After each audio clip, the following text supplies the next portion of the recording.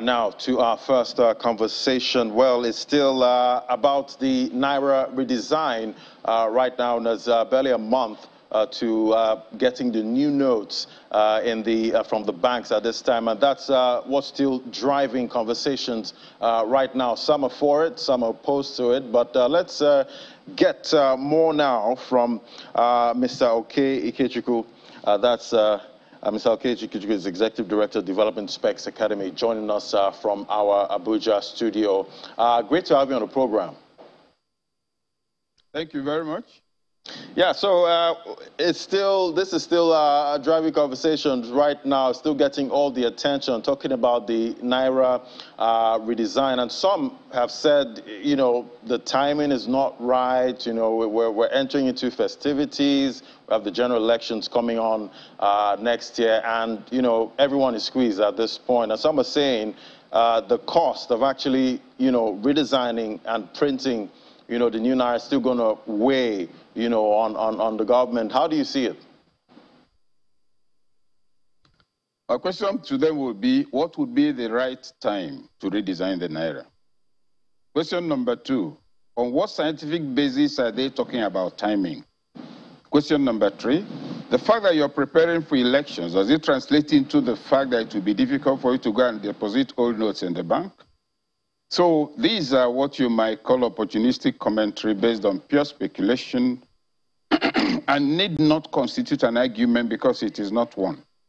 Okay, is it at best after the election when the new government is? So for me, that doesn't have a leg to stand upon at all. What is required of us as citizens is quite simple. You have some old notes, take them to the bank, drop them, you know, deposit them, it gets taken into the cash, and you're going to get new notes. And time has been given for that. So the question of timing, like this is not the right time, you're about to get into Christmas, I don't know the full meaning and implications of that. And it's not as if we've not had currency change. We remember the very elaborate one of 1973. It went on and on. People might raise issues about duration. You know, you're starting this and you expect it to end on January 15. The time is too short. At the end of January, the time is too short. Let's assume the time is too short. Can it not be extended by the CBN? It can. If it becomes necessary, it will. So that is also not an objection. Thirdly, and most importantly, if you look at the communication that's been coming out from the CBN on this matter, it's spot on. It hits the point without elaborate storytelling. It states specifically what people need to do. It even gives detail of measures that need to be taken, that have already been actually taken regarding people who are not, if you might say, in urban areas, all in an attempt for financial inclusion. And regarding the matter of people in rural areas, there's a point. You know, I think at the flag off of this very announcement, we had a roundtable discussion on it, and two of the participants were quite strong on the fact that rural communities would be excluded. In fact, one cited this old mother in the village who goes to the market, keeps the money at home. How is she going to take it to the bank? I asked a simple question. Why did your mother send you to school? Why are you talking here with us today? If your mother can afford not to get her money to the bank and you're part of the elite, what are you telling us? So let's also know when to push back the argument. Is there anybody in the village who doesn't have somebody in the town? So when we think that it's always the business of institutions of state to do what we even would ordinarily do as family duty, we get it wrong. Unfortunately, the good news is that nobody is waiting for family duty. There are measures being put in place, including agents with fast-tracked modes of opening accounts, of getting BM for those who need to. So the measures in place are good enough. The timing, I don't think, is a problem at all. And, you know, when as other countries, you know, go about redesign, they allow the older notes to also still be legal tender, you know, while still mopping all of that, you know, out of the system. Why can't we, you know, follow that route? No, we're already told that it will be legal tender up to a point. And we've experienced it before when there was that fundamental one in Naira. I know I was a little boy, but I witnessed it. It will still be, it will still be legal tender. But the thing is that it can't be simultaneous legal tender forever. What's going to happen is that many more will be coming on, getting the new note. Not everybody will have the new note. Two of them will be running up to a date. If by that day they are still too much, it's possible to look at it and say, okay, we give an extension, just like INEC registration.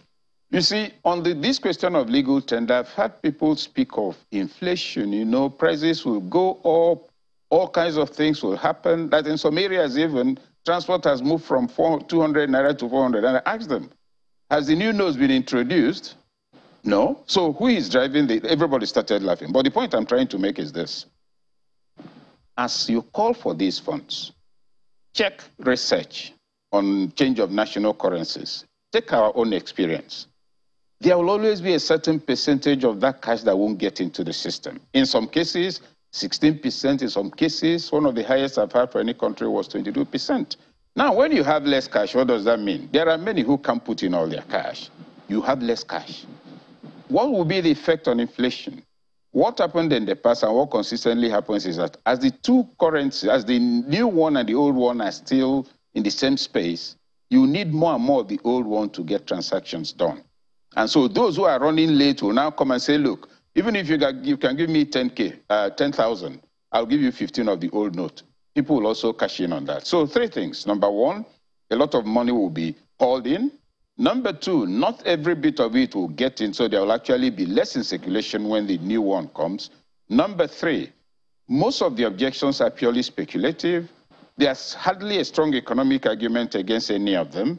And it is some measure of relief that CBN is taking its business seriously instead of responding to purely hypothetical submissions. Finally, a communication on the matter is solid.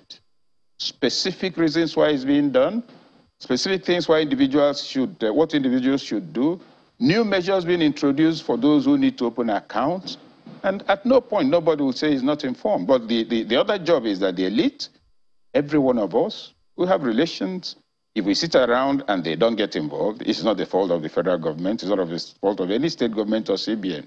It's our failure to live as members of a community. And looking at the redesign issue, we know when this was announced, we saw a lot of volatility, in the Forex market. We saw, the Naira weaken to an all-time low to the dollar, but we've seen a lot of volatility, there. Do you think it had anything to do with the redesign?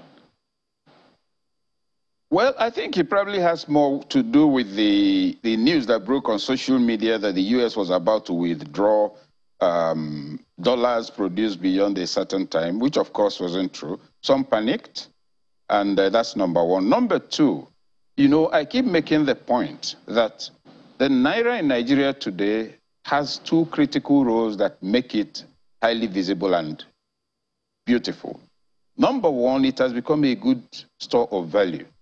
You buy it and keep. It goes up, whether it goes up or down, but mostly it goes up, the money you have increases. The second one is that it's also a means of capital appreciation, that you can buy it and resell and make profit. Now, what that translates into is that it's always on high demand. Because it's on high demand, the Naira suffers. Because there's low productivity, you don't have much in Naira. Because there's also very limited remittances from the NNPC, our major cash cow, all of that together. So when we look at the speculation, by the time it began to rise, what do you think most people will do? They will quickly go to offload in order to raise the volume of Naira, fearing that it may not be so high. So a slight glut occurred. And then when there was now too much dollar, people began to reel back. So as for that being traceable to the redesign, how? And even if it is, can it go on forever? The truth of the matter is that the redesigning of the national currency has been long overdue. Usually the accepted range is between 5 and 8 years. Our own has been around for 19 years. We're hoping to, make sure we use it until 3 generations will remember that, when their grandfathers, this is the same currency they are using. Let's get real. So I think is in order.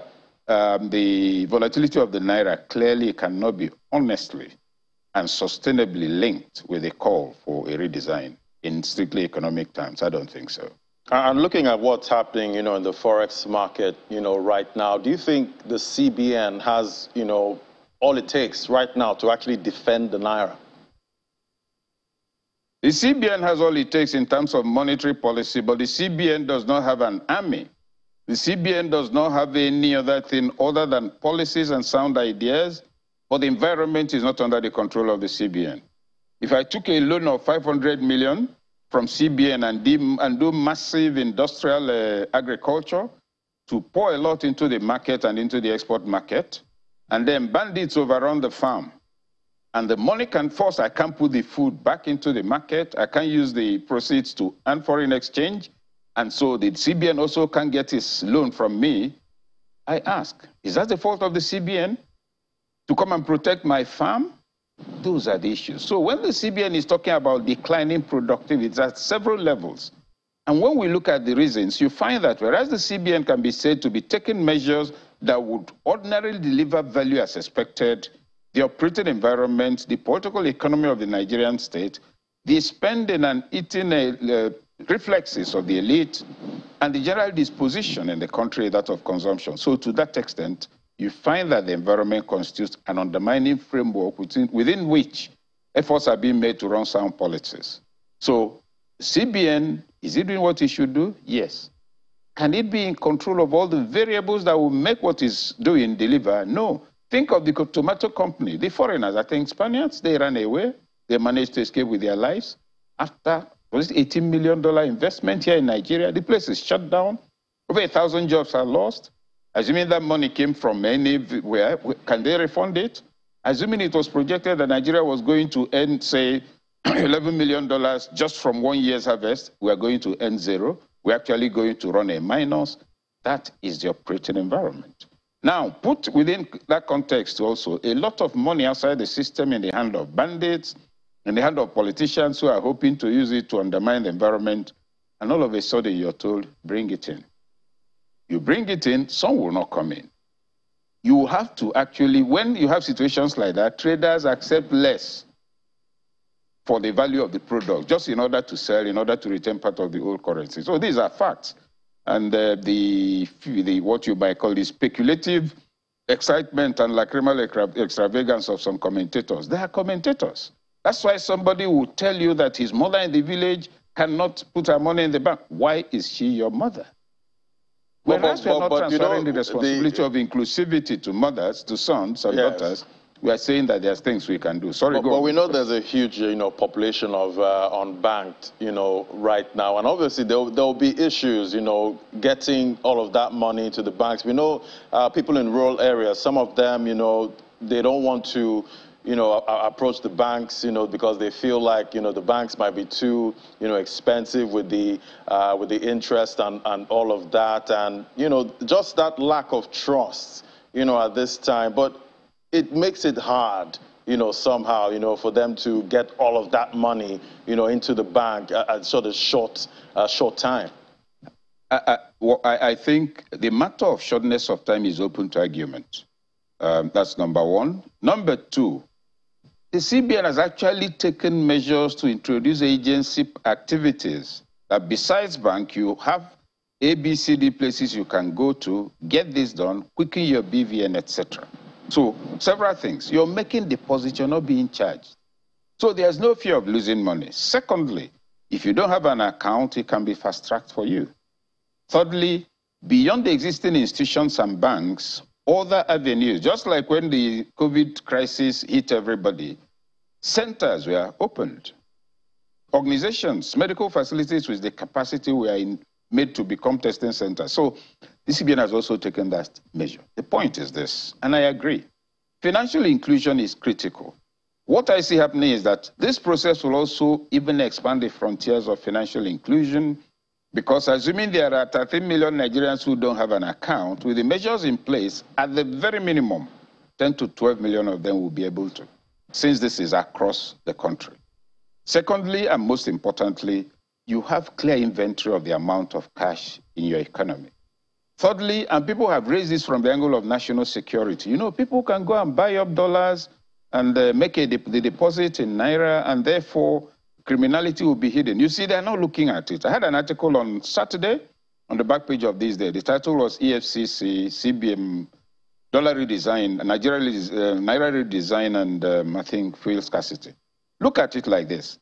I run a business, I run maybe a BDC, Bureau de Change, right.